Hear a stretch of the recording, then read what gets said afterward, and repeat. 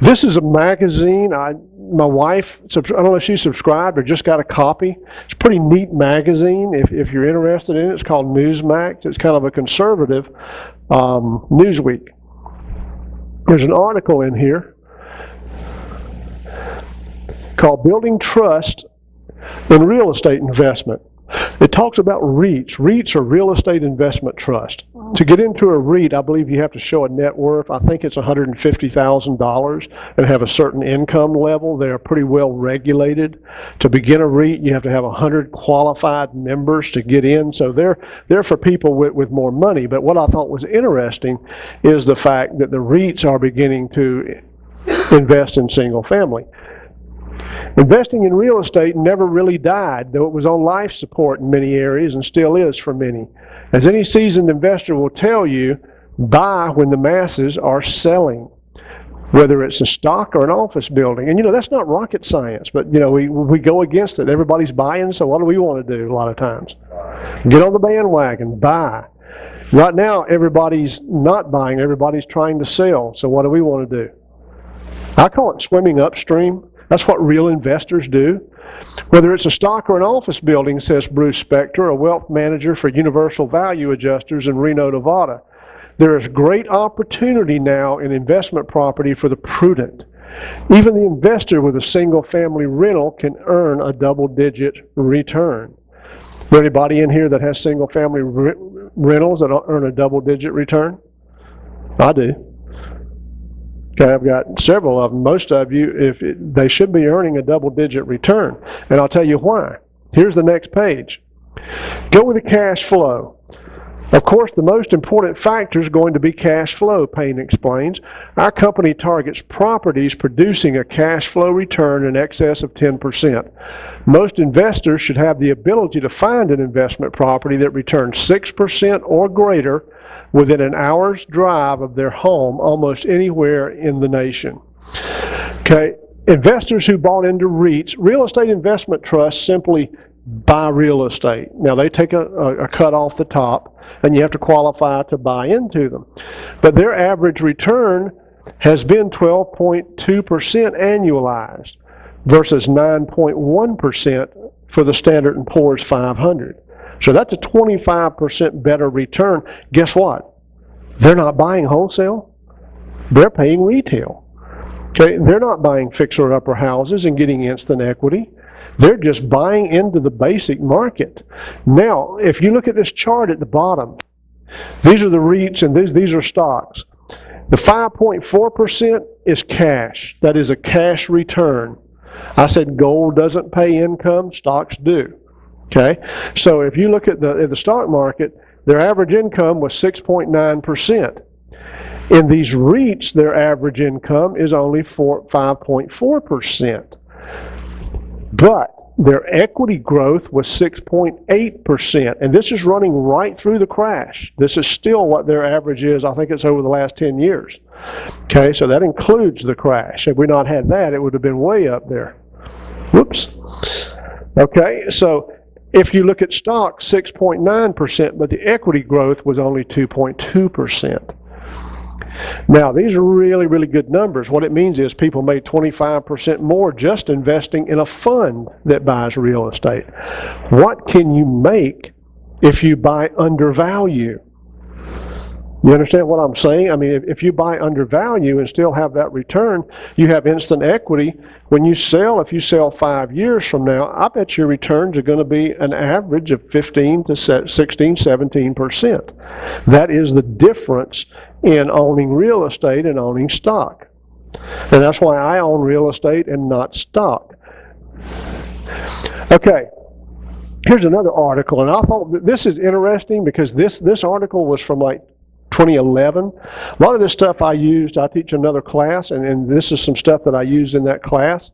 I looked at it, and I was going to kind of update it and get some new articles, and I said no, because this is really proven out that this guy knows what he's talking about. Because he's talking about this now back in 2011. The housing recovery will come in 2 phases. First, home prices will rise by just under 1% in the second half of 2012. Did he know what he was talking about? He's dead on it. And this was back quite a few months before that.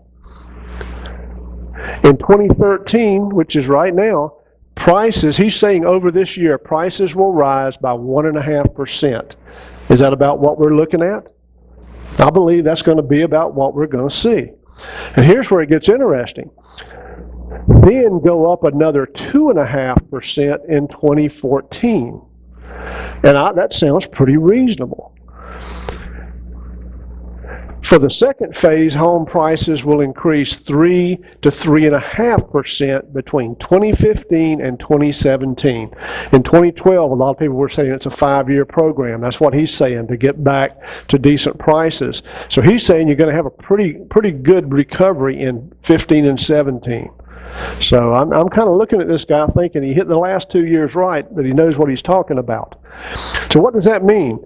These are predictions from a report released by the Demand Institute, who's jointly operated by the Conference Board and Nielsen Reports. The report, titled "The Shifting Nature of U.S. Housing Demand," stated investors who buy rental properties will lead phase 1 of the recovery, as opposed to buyers who purchase properties as their own residence. What he's saying is we still have another year or two of the hot market as rental property. That is going to drive the market and help to bring prices back. He's not looking for the retail market to really get good again until 2015 to 2017. And that's kind of what I see, and that's why I've concentrated my business around rental properties. And you should think about that. I'm not discouraging you to retail. If you can find a good deal, retail it. But I have to make more than $10,000, $20,000 a year. And for me, and being in the business and needing to support my company and my family, I'm looking at rental property. And mainly, maybe in 2015, 2016, I'll look back at retail. Until then, I'm in the rental property business. Okay, and now we've looked at some of this. What can we do to profit from it? ProRIA is not just about teaching, it's not just about networking. Any presentation that we give, we want to tell you how to make money. In other words, what does this mean to you? What should you be doing, or what is my opinion of what you should be doing to take advantage of this? Well, and I can tell you everything there I'm doing. I think that each of us should be looking to build a managed portfolio of single-family houses. There is not going to be a better time than right now. And according to this guy's predictions, we've got a couple of years. After a couple of years from now, prices are going to begin to edge back up. And if you can buy now, you're looking at being a whole lot better off. I think you should use your 4 Fannie Mae loans first. If you don't have 4 Fannie Mae backed loans, and if you own a house, you probably have 1. That means you have 3 available if you're an owner now. You need to use those loans. It's not hard to get to 4. And if you haven't used them, you're probably giving up on those loans at least $300 a month, maybe $400 a month in positive cash flows. Along that line, Joe, make sure if you can, if at all possible, finance it in your own name and then your spouse's own name. So each one of you can have 4. If you're both on the same your own mortgage. That's true, but both of you have to have income. Right. Remember that. That's what I said. If you can. Right now, I've got 14. Okay, I had 14 when they cut the limit to 10. So, but what I'm doing is I'm feeding income. I don't make any money right now. I'm a bum, basically. My wife makes all the money because she's only got, I don't think she has any in her name. So she'll be able to get 4, but I got to give her income for a couple of years. Okay, once I feed her income for a couple of years, which is easy for me to do, I've got corporation, I just pay her. She's an employee. Now she's got to pay some income tax on that, but it's worth it. And then she'll be able to go out and get 4 loans. Okay, but those loans, I'll tell you how valuable they are. I would say your average return, if you're going out and getting a 4.25%, 4.5% loan, your average return per house is going to be at least $300, maybe $350. So that being the case, 4 loans are worth $1,200 a month for the rest of your life. Okay, that's perpetual income. You turn that, and it should go up later. You turn that down, and you're giving up something that you should be taking advantage of. If you don't have your 4, number one, get your 4 and get them now before prices go back up. Okay, number 2, learn to obtain private financing as soon as you can. We have some private lenders that lend to us. Basically, we call it a 984 program. We pay 9% interest. It's amortized over 84 months. The purpose of it is to allow us to buy cheap houses and get them paid off in 7 years. We've got 1, 2, 3 of them going right now that we've done this year. And now we're a year closer to having them paid off. We haven't made much money on the property, but we don't have any money in the property either. We use this for the cheapest properties. I mean, I have one loan at 20, one at 22, and I think we have one at 18. So what we're doing is buying the little cheap properties. We're fixing them up. Sometimes we have to put extra money in, yes, but you know, if I can put $3,000 or $4,000 in of my own money, that's fine, because I don't want a big mortgage. I just want to be able to obtain these cheaper properties and get them paid off. These 3 loans will be paid off in 7 years, and we net about $500 on those after management. And we don't do any we pay for management. Our life's so much easier. But then when those are paid off in 7 years, that's another $1,500 a month net income for me for the rest of my life. Okay, this is what investing to me is about. It's about setting up for your retirement. Yes, sir. Let me let Adam get over to you with the mic. We've got a question here so everybody can hear it. Yeah, Bill, I'm assuming on the Fannie Mae loans, you're talking about loans you personally qualify for? Yes, basically anything you go to a bank and get or a broker is a Fannie Mae backed loan. It's guaranteed by the government. And they're the ones that set these requirements for you only getting so many. Okay, thanks. Conventional loan is what it would be maybe called. Okay, so number 2 is learn to obtain private financing. We're going to help there because we've got a fellow by the name of Larry Harbolt coming in April, and his specialty is teaching you how to get financing both from sellers and from individuals. We'll put some more education together on that, because I think in this market it is going to be very important to be able to get private financing. Some people make an entire real estate career out of nothing but buying with owner financing, and they just know how to do it. And you know, most of us don't ask, right? So we don't ask and we don't get. So you really need to learn more about owner financing. To me, that is the future.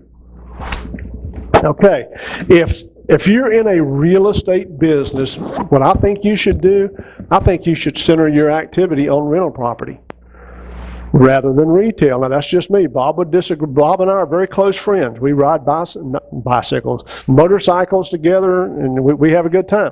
He and I have differed for years. He makes money doing what he does, and I make money doing what I do. I got 10 rental properties. Yeah, and he's got 10 rental properties too.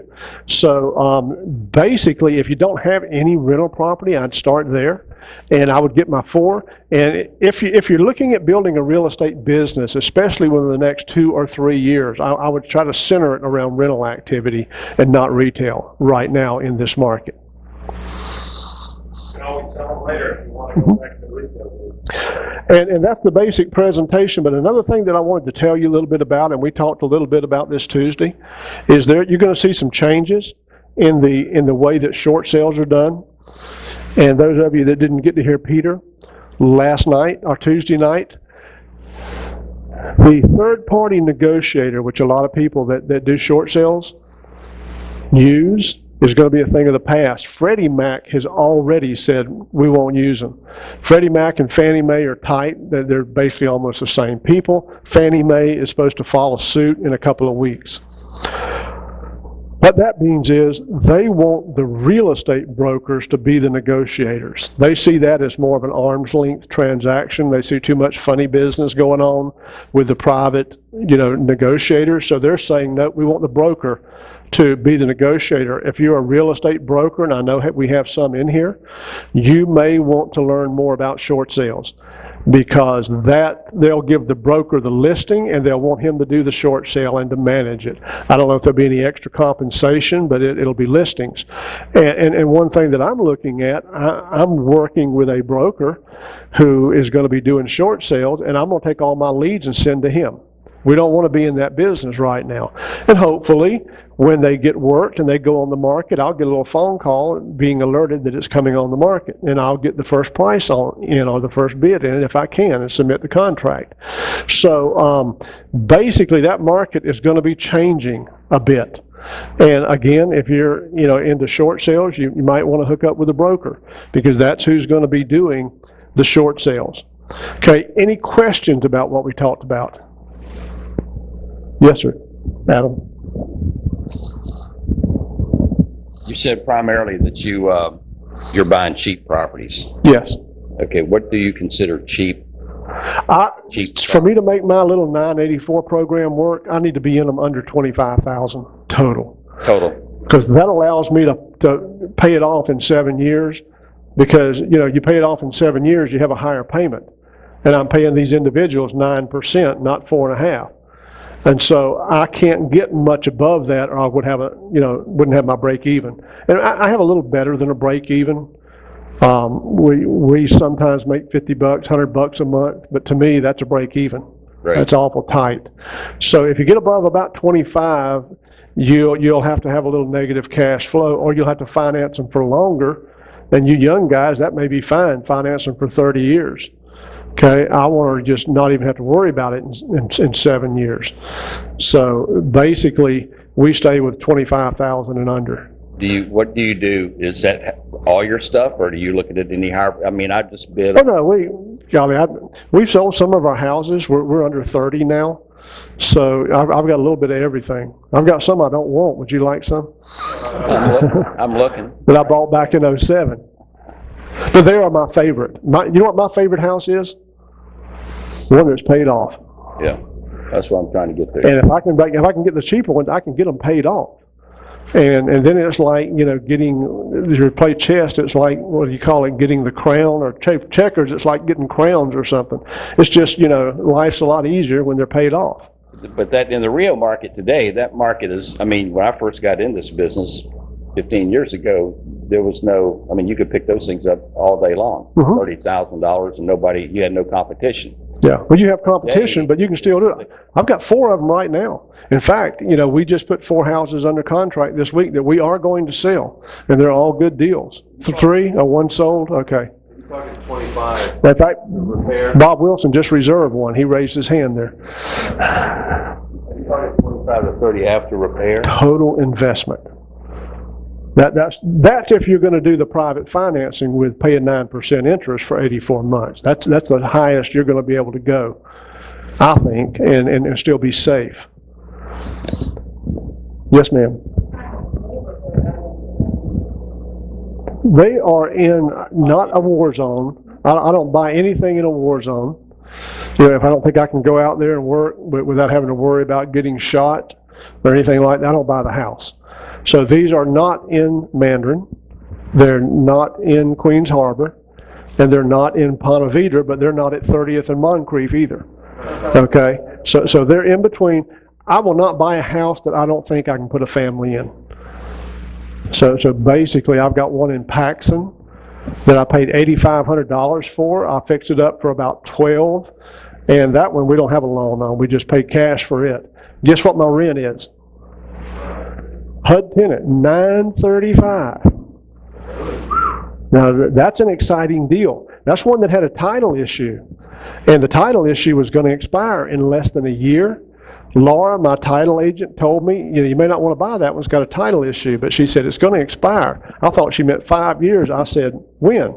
She said next September. This was last September. I bought it. It's expired. I now can get title insurance, which I don't need. And I got them to come down on the price, $10,000. I had it under contract for $18,500. The bank, when I told them they had a title problem, but I'd give them $6,000, they said, we'll take $85,000, and I said, you got it. So that's just knowledge. Knowledge is power. And one of my favorite things to do right now is to buy title issues. I'm dealing on one right now that's a hedge fund. And the hedge fund just wants to give me a quitclaim deed. I'll take a quitclaim deed. And they own the mortgage and the house. They're going to sell me the mortgage and give me a quitclaim. I'm checking the liens right now. I'm thinking of buying this house, which is a 3-bedroom, 2-bath. I think it's a 3-bedroom one bath house with a formal dining. It's a nice house. It's out on Pearl Street. I'm going to buy that house if I buy it for $7,500. Okay, it'll need close to $20,000 in renovation, but it's going to rent for about $800 a month. So that will fit into my little program. Okay, Joey, you had a question. Yeah, when it comes to the after repair value on these houses, you're speaking on the 984 program. What basically is your average? Under 25. Yeah, but obviously you're buying them under 25. But what's the value? What's the equity in the property? Golly, well, if the one that's renting for 900, that house has got to be worth. What, if you're getting 900 rent, it's worth about 60 to an investor. And I'm in it at about 22. Yeah. Well, 60 to an investor. I can sell a house that rents for $900 a month for half the rent plus $5,000. That's 50. So it's, yeah, 50 to an investor. That's more like it. Yeah, 50 to an investor. It's not worth anything retail because nobody's going to buy it retail. Yes, ma'am. Do you buy houses that have homeowners association fees? I have not, and I prefer not to, because for one thing, that gets me out of the realm of what I buy, which is cash flow rentals, and that's an uncontrollable thing, and I don't like that. I like to know what it's going to be. Now, I'm buying one now. I'm hoping to buy one now, but it's a $600,000 house. There aren't many of those without some fees. Usually they're retail deals. Yeah. I don't think you're gonna find anything in that price range that has homeowners. Yeah. Homeowner association is relatively new. I've seen some advertised on the foreclosure websites that are like 60,000 with homeowners. Yeah. Some of those are townhouses. Yeah. So be careful. I mean, you're going to know before you buy it anyway, but when you see that a lot, I'd say 75% of those are townhouses. The other 25% are newer subdivisions. Condos. Well, Condos, yeah. the ones I looked at, pictures are single family. Are they? Condos, yeah. Mm-hmm. A lot of things, several single family. Well, I seldom run into it. In fact, I don't know that I've ever run into it, but you know, my market is the rental property market. And I would look Yeah, Bob. a little bit higher in the value range, a little bit more myself too, for potential retail down the road. And, they're asking hundreds or maybe $150,000 for them. We're trying to offer 80 or 100 on. I've seen condos with $500 a month fees that they can't sell. I mean, they're $30,000 over off Hodges, but they can't sell them. Right. Yeah. Now they can't get a finance. Yeah, I mean, it's worthless. Finance any condos, anything that's in the rear or Yeah, short-term But- rental or anything. $500 a month, even if you have the cash, is ridiculous. And we do have some higher priced houses. We've got one right now. It's about $350. I think that's the asking price. It's on the St. John's, gorgeous view, dock. It's an older house. It's clean, neat, very livable. It's somewhat outdated, which doesn't mean it's damaged. It's just, you know, done in, I call it early ugly. It's like 70s. Oh, you've seen the house. I walked in and I had it titled. Yeah. If I knew what office. So, and then we're looking at another one that's gonna, I don't know what it's gonna go for, but we do some more expensive houses, but we prefer, if we're gonna do one, we're pretty much gonna know who wants to buy it before we buy it. And I think we sent out some emails today, kind of getting some input from some people. We bought we bought 4 REOs this week. We got one of them sold and probably have another one sold by the time I check my email.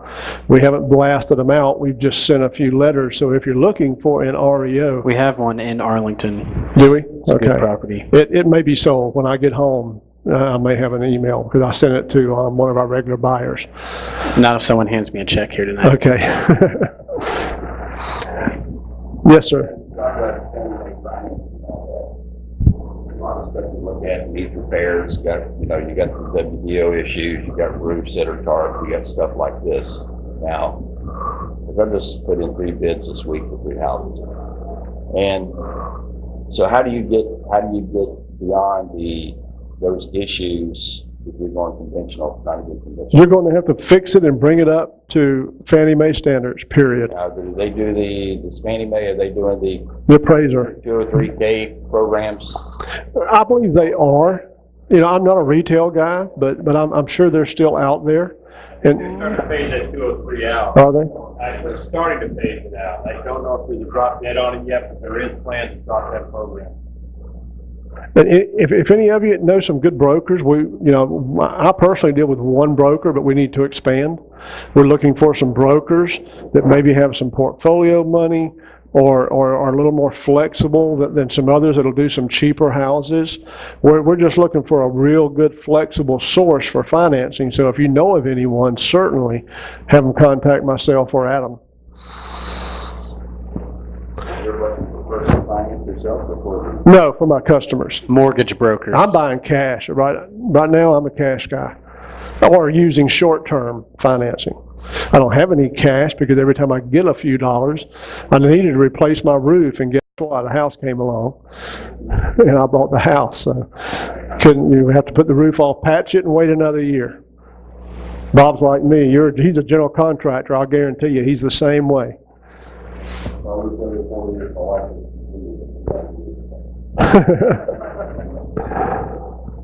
Okay, that's the end of our program, but I want to do something a little different tonight. Is there anybody here that would like to make $50 cash? Doing something really easy? Okay, what we're going to do is we're going to talk about deal of the month. Now, that doesn't mean that you had to do the deal this month. I'll let you go back 6 months, okay? But it's got to be a deal that you've done the whole deal. You bought it, you sold it, or you bought it, you moved into it. Not a deal that you just put under contract that you haven't sold or whatever. So how many people here would like to tell me about a deal? We're going to vote on it, okay?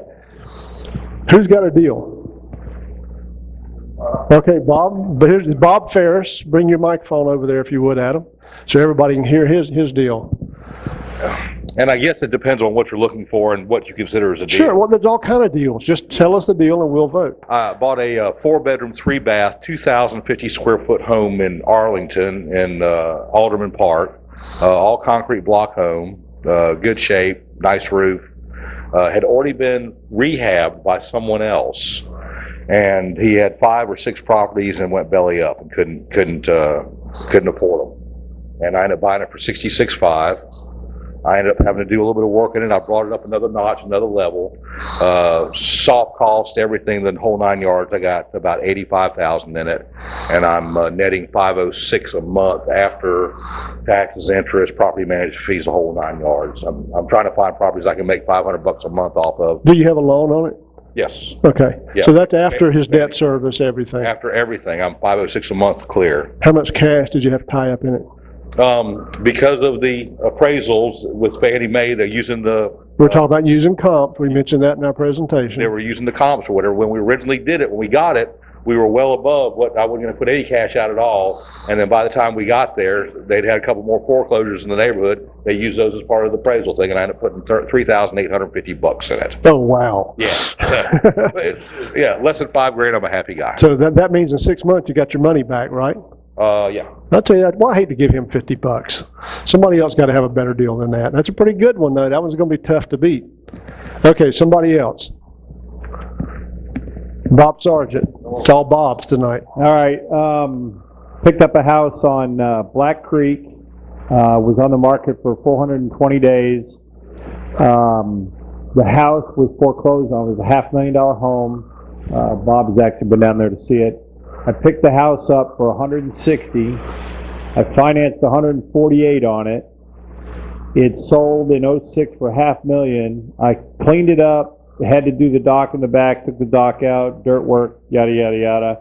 I put right at 60 into it, so I've got right at 200 in it. I put it out on the market for 350, and then I decided to move into it. So I'm moving down to Black Creek now, and I'm going to get a mortgage on it for $150,000. I'm going to payments, interest, principal, taxes are going to be $1,100 a month, and it's literally a $500,000 home. That's great. And that's waterfront. Yeah, right off the Deepwater Black Creek. And I mean deep water sometimes of the year. 4,000 square feet is sweet. I'll be there for it. Yeah, right. What are you in it for, Bob? I'm in it right at 2. Okay. That's good. You just turned down a $20,000 profit, cash profit. And you, No, it would have sold for 350 what we marketed at. wow, $150,000 spread. that's a lot of equity. Yeah. It's a ton of that. How'd you learn to do that? I don't know, retail somewhere. Mm-hmm. Retail somewhere. Okay, anybody else? I don't want to give this money to a Bob. Both these guys are buddies of mine. And, there's another Bob back here. You got Bob Wilson. You've done some. Who else? Somebody else has done a deal. And one deal, but I don't know. Oh, tell us about it. Orange City, townhome, 2-bedroom, 1.5 bath for $27,000. Spent $750 on it, so, and then I borrowed $8,000 from a private IRA guy, 30-year loan at a 7% interest for 30 years. That's great. So, and then I rent it for $650 a month, and hardly any repairs, just AC servicing and then low cleanup, about max $650, $700. So how much cash do you have in it? I have 21,000 in it. No, your own money. 19,000 in it. So you have Pulling out more by putting another loan. So right. So right now you have 19,000 in it. yes, And how much is your cash flow monthly? 650 minus $60. That's all. Okay, so There's 500. no homeowners, nothing. It's just townhome style, but there's no. Over 550 a month, let's say, for a night. That's a pretty good investment. 6,000 back a year. 1985, so it's a Yeah. reasonably newer home. It's not an old beat up home. It's been a little over 3 years. He's got his money back. Here we go. It may disqualify me because I'm a little over 6 months on this one, but That's okay. That's okay. I picked a house up just from a wholesaler last June for $35, paid cash. It's up off Dunn Avenue. It was rented at $850 a month. I've spent $1,100 on a little paint work on the soffit, and I've got a great renter. Taxes and insurance are $150 a month. And I'm working on doing financing where it should appraise for 50 and I can get all my 35 grand back out. And the mortgage payment will be $250 a month and I won't have any of my own money in the deal. Great. So you'll probably net about 250 after everything? Taxes, insurance? Okay, 400 plus. Okay, that's worth spending one of your Fannie Mae mortgages on. There's one that's $400 and I'm sure he'll get most of his money back. Probably all of his money back. Okay, anybody else? Okay, who was the first one to talk about their deal? It was you, wasn't it? Bob Ferris. Tell us about your deal real quick again, just to remind me. 500 cash a month, 3,800. Okay, 500 cash a month, $3,800 out of pocket. That's the house over in Holiday Hill. Okay, and then Bob's, I can tell you Bob's is one, he's in at about 150. That's all he's going to borrow on it. It's probably worth 350. It's on Black Creek. He was going to sell it at 350 and then decided to move into it and sell the house he's in now. Okay, who was the other one? Yeah, I've got a townhome style. Oh, the townhome, and your cash flow is about how much? It's about 500 and change. 500, and in the blue shirt, what was your first name again? Tim. Okay, Tim, and yours was the one on Dunn Avenue he just told us about, where he's going to go refinance all his money back and make $400 a month. Okay?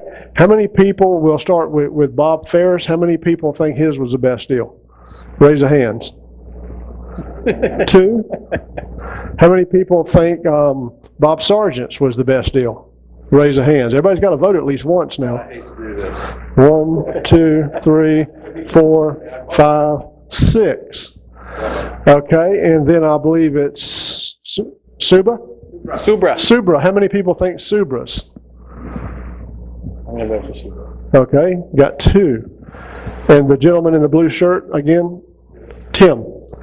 Whoa, 1, 2, 3, 4, 5, 6. Is that the most? Oh, 7. I didn't count. Everybody raise their hand again. For Tim. 1, 2, 3, 4, 5, 6, 7. Okay, it's Tim, right? Yep. Okay, good deal. I got $50 cash for you. We wanted to do 500, but just couldn't get the change right. Okay, and remember, next month, I don't know if we'll have time to do a deal of the month, but not, I'm sorry, in April, we're going to do $100 to the person that brings the most guests. Actually, that is in March. And in March? Month will be the $100. Oh, it's going to be the $100 next month in March. Okay, great. Bowl is in April. So it'd be a good time to bring someone. And I want to thank everybody for coming. We had a good time, and we didn't have as giant a crowd as we normally do, I think because we had a big crowd on Tuesday night.